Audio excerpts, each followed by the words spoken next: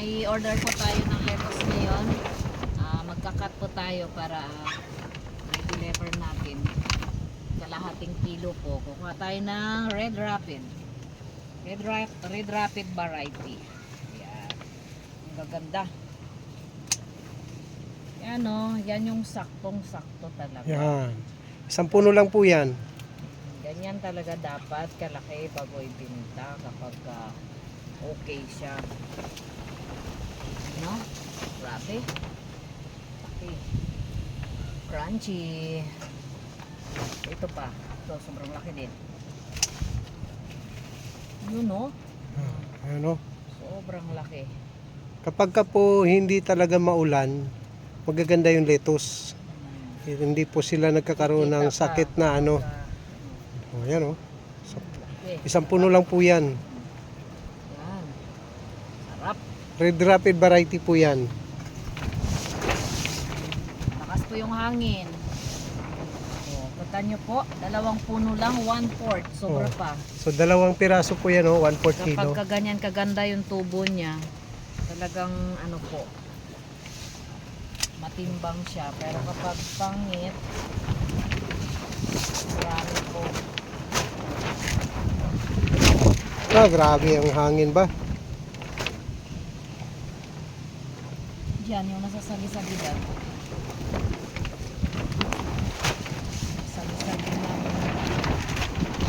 Grabe po yung hangin.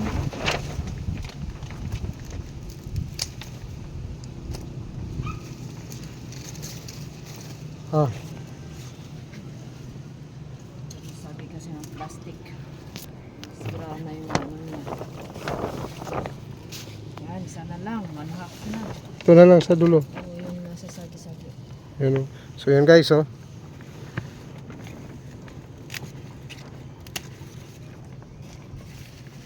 So yan. Ganyan siya kaganda. Tinatakpan po namin ng plastic para Nalaglag na. sa ulan. Dahil grabe ang ulan dito mula po kagabi. So yan.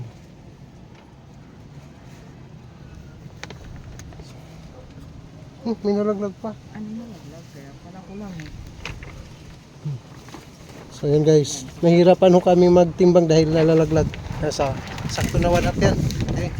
So yan po, 1/2 kilo. So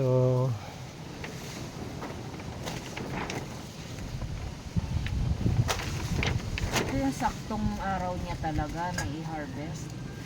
Ang ganito. Dalay mo yung timbangan doon. Ay, babalik ko pa. harap mo muna dito. Yun, So oh, ayan guys, kalahating oh. kilo. Yan po, kalahating kilo po yan. Thank you and God bless.